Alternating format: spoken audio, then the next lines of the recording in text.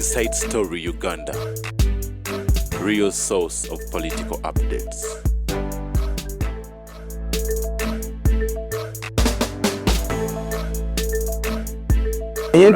Nga program eno ebatusibwako aba Everite omanyi aba abasajja b'Everite basingira NRM ne Museveni kennyini aba Everite balina ke bampayo abaana bange ne bali in the last 10 years Museveni yampadde ki aba Everite balowooza nti ndi kidoli kye naye mange yazaala 58 wali tonazaalibwa mulenzi gwe wajja ewaffe n'owako nnyabo ebyenda kubanga oniemu nyolemu nfuka ekidoli ky'omuoniyamu emisango gyo oniemu na kutumayo gyogenda okutta abantu ekizigo kati kyogerereko bamututta mututte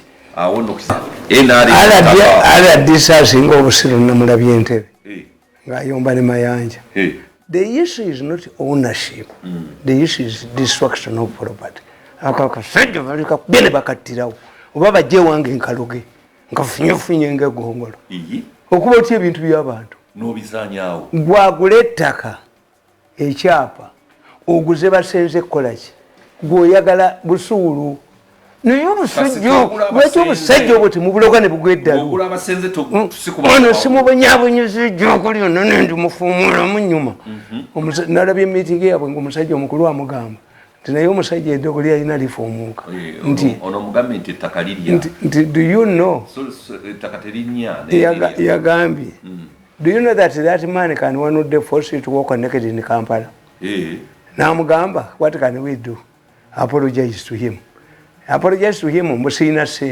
We don't have many maybe. You know, come on, kujoge mandwa. Ye come on, kuba. Oniene kubuko. Nekubuko jakunia yen nagis. Mwenda nabagamba, you look. I can talk to this man. Give me some money to take it to him. No, why not reach you? Mwata kula umutu kwa mutasobola mwe. Obako konywako kutuzi kane kagula bate mubanzite ne kato omwana mbakajja kandi gwe nkukwata ko gwe kolenzi gwe ewamu wali omuteeko kwotalabangako akazunza olutwe wava mu family ekigwe bakwata bwa minister tomatiro osokola abantu nekagenda nemulako nekakanga abantu tekagenda nekoleta mulamu wako nekamuteeka mu minister nabulegi obulegi nekabero kabumbavu kali awo kakati ku media tugenda ku media naye nga tunaba kumala ku media enare mu bagezi kibe besinzo okulya banji nnyo besi yomanyi nti musajja mugezi nnyo mugisha muntu ekimanyi nti musajja mugezi nnyo amanye musajja mugezi nnyo yes ati yayina class enare yayina abantu class Abaganda kati omukazi afuna olubuto n'alwenderako ayemera amakiro n'ali abaana be enale yamera amakiro eri abaana baayo teri abalala abalala bewa ssente abafudde abantu abasinza okubba nambozi omugeragye nange ssente zayina bannange bonna bagenda abantu munsasule bannange munsasule ndyaza amanyiddwa nnyo bangobanga mubbi wankoko kiro kazunza olutwe nali nja kutta gwe bampita ekyankwansi denounce nenje esiba omukazi yegiroopa naye njagala ntulika enzite 10 bafa 5 ku bisago denounce oli owedde gwe okyali mulamu mukazi yeyaloopa nga njesibye mbwagende wakiwano kakole endala ntwatire tofulumamu nakiwano olaba nagana ogenda kuorganizing committee ya muhoozi lwakiwano nalinja omuzingako ntulike kalugere yaliwonye mutuyita bakuzanya. We are very bitter people. We are spitting fire. Mwana wa munene omuniyamu n'omunyala muntu ye nyina yazaala kidoli ne mukulu Tamale obusungu okufuna olwaliro ku makya kali nkugamba akatabo kange bw'okasoma the history of media in Uganda tewali wano kano bakagula mu institutions ne bakasomesa abaana. It's only me who has written about media. Obutabo bwange babusoma ne ku university gyekali era bwogenda mu political science department ninamugundi gye nawandiika abaana bagirifalingako ye Museveni yalowooza nti nedda siri mugezi muwozi yali anzijeeyo kubanga waliwo is a family issue. Ne Museveni yasigaza abagezi Nzede banga atakyali na bantu. Owaye tugamba musajja mugagga nti talina magezi. Abakyalina abantu abalina magezi. Nrabye omugwagwa ali ekalangala akoze pati. Bano bonna n'okulakinga joko ne bataseka gwe n'oseka. Alasisi. Walabye yakola embaga. Nabaga nti wali olabye kati vayiza akola embaga. Wali olabye yeeteba golo n'abuuka. Bonna bakimanyi. Mayirikiti. Mayirikiti. Bagenda kwebaja bayina ka office gali bwegazi omanyi egureve enyirira ku ngulu bwogisima mubeeramu banyirira akati nkubaolya media akatabaga nakawandiika mu beginning nakulaga relationship. The first press conference took place in Rubiri. The organizer, the man in charge of that press conference, I mentioned him, was Salim Sare. He even apologized for Museveni delaying it. Netuka abantu balamu nnyo. Abazze beebu. Bantu balamu nnyo. Bamanyi n'okwetonda. Bati bagenda bakyooka. Era nkikuwandiikirako. Nti, as a case of a snake in a cooking pot. Nabaga nti amawulire ku gavumenti musata guli muntamu. Bw'okukuba tolya. Bw'otakukuba era tolya. So you must have a balance. Oguyira mafuta. Kuba byonna nze mbiyiseemu. Kyawunze nguyira mafuta ne nkugamba ate amafuta gaali wedda we baaluyiiza. Nkugamba media and opposition politics. A pertinent question today is, in absence of political pluralism, should the media take the position of the opposition? Once the government blocks all avenues of getting out of power, every institution alternates for the opposition, even the judiciary, the opposition, the parliament opposition, the media. Kasamula nti bakuloziza amakubo gonna ag'omukulembeze okuva mu buyinza. Buli institution yonna n'eddiini naki bonna bafuuka opposition. Kati I'm asking, should journalists also do this? We should do alternative. Kuba nakawandika tetunava tukyali mu movement. Ne mbagamba nti in America scholars say yes. However, they say that although the media must assume overall responsibility, they should operate alongside the judiciary. I beg to differ. Politics is crude. It is a dirty game. Whether journalism is purely a profession. You cannot say that if a country is short of men who are ready to marry off spinsters, then we should force Catholic priests to marry, trying to alternate roles between the political opposition and journalists derives the latter their professional integrity. Journalists have a voice of the voiceless. Our responsibility. Government, we are the forces state. We sign unsigned agreement with the voiceless. We are the voice of the voiceless. We are the forces state. A French scholar no. Yes. Never forget about the saint. Yes. In a free and just society, opposition politicians are simply obsessed with the power. A politician will not shy away from criticizing a viable government policy, while a journalist is expected to explain the gists of the same policy. Bobi Wine alina okuvayo n'avuma policy money. N'avuma gundi besi yaga nti bonna bakone. Museveni yagirira mu 96. N'omuga nti bonna bakone. Tejja kukola. Kati journalist olagawa. Look what the gist. A revolutionary must educate his people. Kyobalaba tegwe kikwamunyisa kiri bwe kiti. nti watandika okuwandika mu 79 mu lupapula lwa munno yatundanga copies emitwalo 5 daily nga bwe yajja mu 8 nga ngabo okunaawemula taifa empya twatundanga copies amawulire emitwalo 2 edde tudani azina we more where these people more literate consider a wound anti ku social media naki kati gwina okukyuka monita bagulangula enga binyeevu nabadde n'omwami omwakola mu New Vision nanga nti kati tetukyatunda mawulire yes nemonta nanga nti tetukyatunda nemonta tetunda social media nkugamba a media institution engaged in partisan politics like a media like a monitor will eventually turn into an opposition party. This is what Wafula Ogutu of the Monitor eventually became. At one point, opposition politics blinded him from seeing and telling people how to make a good of a policy from a government he opposed. Indeed, the practice rewards many journalists to use their profession as a springboard to power themselves into politics. However, if a political party or religious organization starts a newspaper, non-professional principles can be ignored to some extent. For instance, you can't force a media institution funded by the Catholic Church to support condoms at that time, condom use or abortion, even if they are a constitutional right. Likewise, you cannot force a radio or television station owned by Pentecostals to play beer commercials.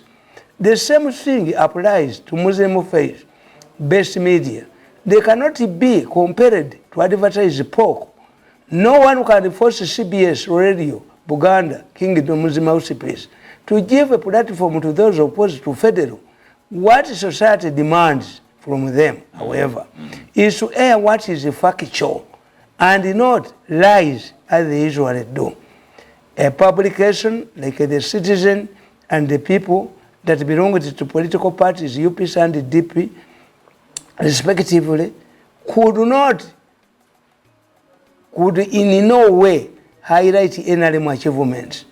Even there, readers do appreciate content, well aware the editorial policy. Actually, this is the reason why every media house employs its own editorial policy.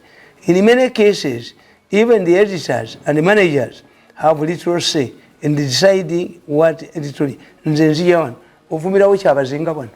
Yes. Ubongo bukubuulira ndi ku radio y'abasaamu singa bwe nabadde mu bbaala banatusinkane mu pooko no a trend journalist bakubuulira nti I rotate around many stations belonging to different faces.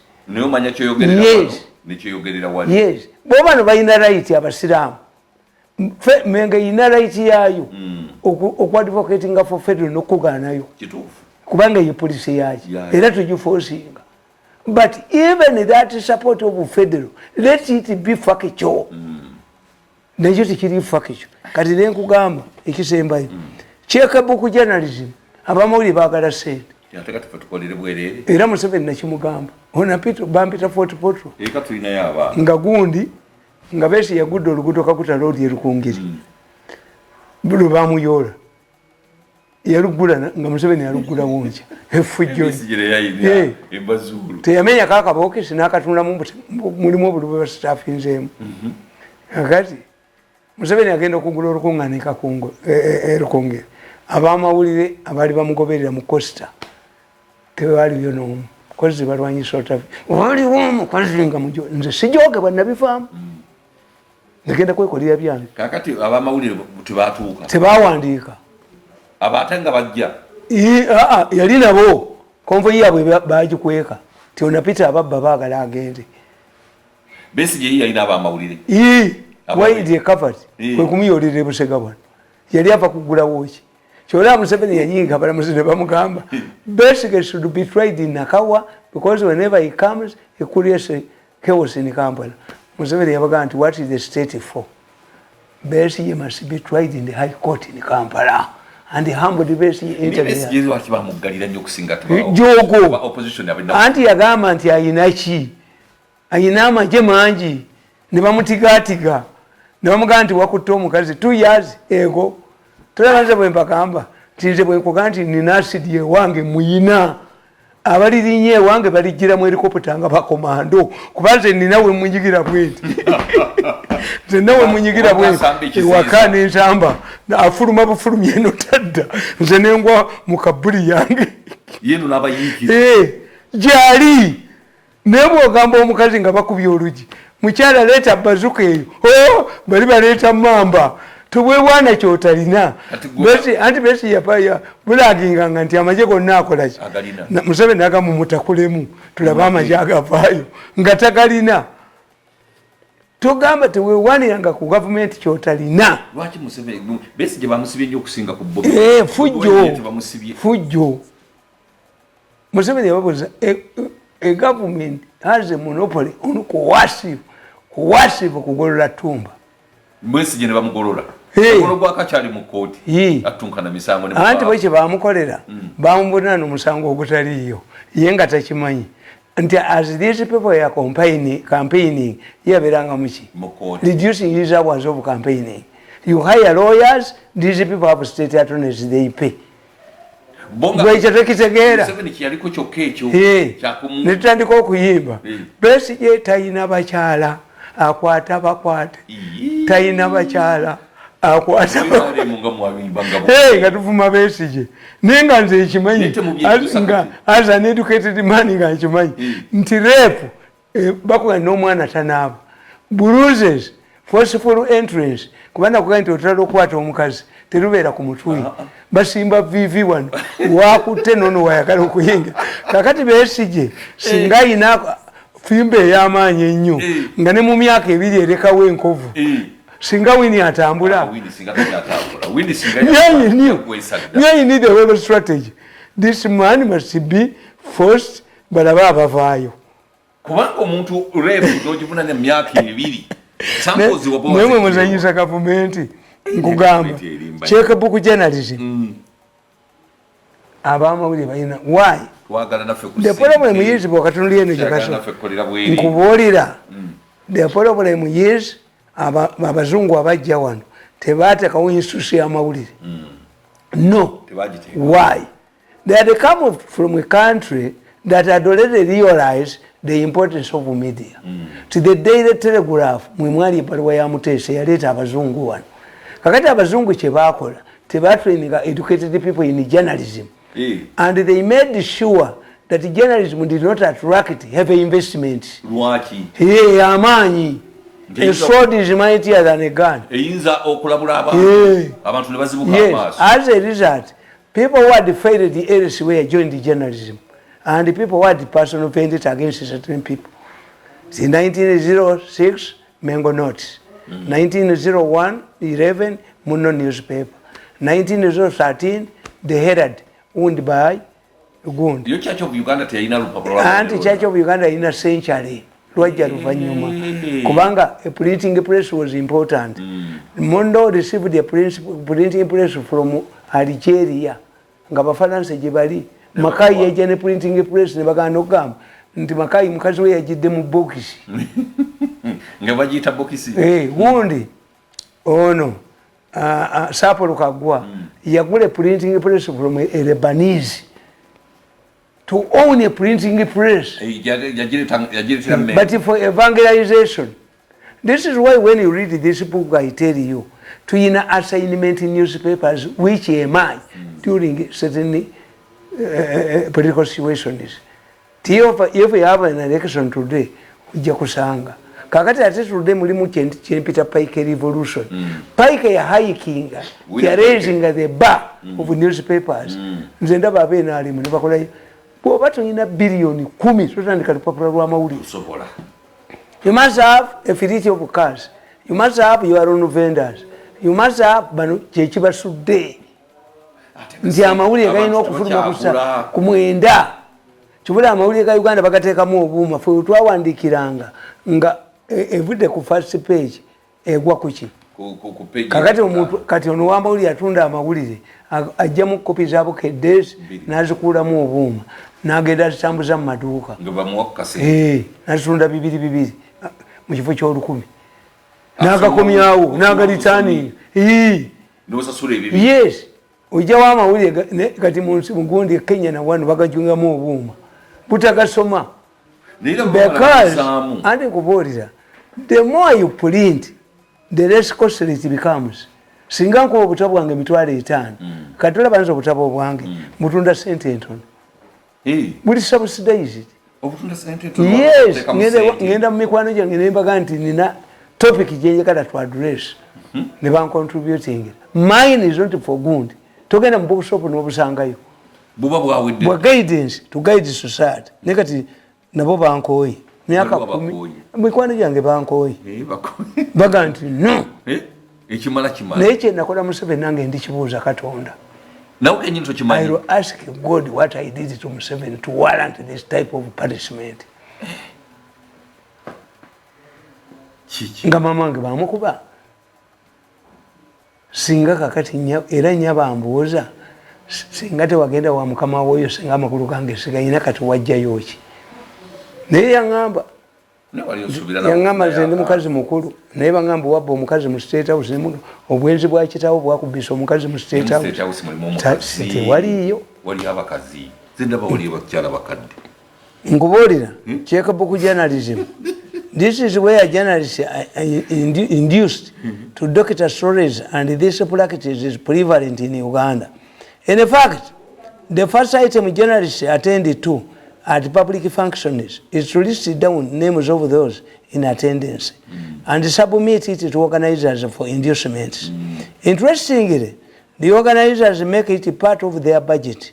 On many occasions, squabbles arising from these inducements erupt between organizers and journalists. It was noted earlier that before the advent of NRM, journalism was despised. Practicing the profession was referred to as Olugambo. Museveni abaita ba Lugambo. Occupation for rumamongers. The short type would however change over the years, with the media institutions falling into hands of young and highly educated people powerful. The monitor group. These own expensive property like any other Ugandan. They are not paupers like their predecessors. Abamuli bafu nyo. Owamawuli mwenge. Kintu musoke describe the Ugandan journalists as a group of people who arrive at a function earlier than anybody and leave when everybody had left. Kintu musoke a veteran journalist. Sente waliwo omuvubuka yayimiriza chief guest nga ayogera nakati yogera bwere tebatuwadde sente ffe tetuwandiika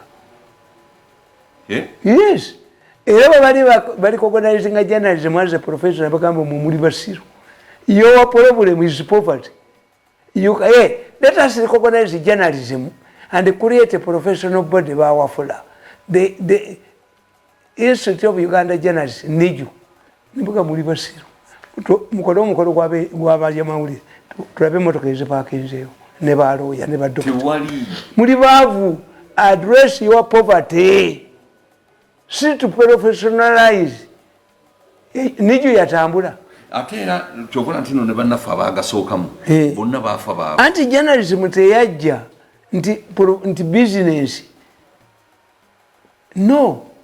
Journalism is a passion tionyumirwa bayiraini yo kakati bana ikizeewo mwe mufunye social media mumujja sente temana leka kankaka kakati netwataddeyo ne kankaka akatambi ku mande ku macha kaliko obukadde bw'abantu 8 wiiki wenagerako kaliko miliyoni z'abantu 10 ate sizibajjako sente kakati mumufuna meka mu social media one person nga nange onfuula advisor nga onfiira advisor mu politics you must know your commerce and political value siri ku level eyo kasooka tuwumulimu omulungi omulabi wa Baba TV tuli ku programu yaffe the big story extra ndi mukadde waffe Tamale Mirundi atuyitiramu ebyo ebiri mu media amawulire gatandika ddi bannamawulire tuli mukagule tuli baavu tuli bazibu yes naye kakati nakuze tukyali baavu naye temunenya ba managers abagenda ne balowooza ati bannamule muli baavu nedda kati tuvuga mmotoka nnene n'amazima tusula muzikali andi mufunye mu social media nisi mu companies temutunulira companies why kali katusoka tu enkoko etalina mayite bika byenda byayo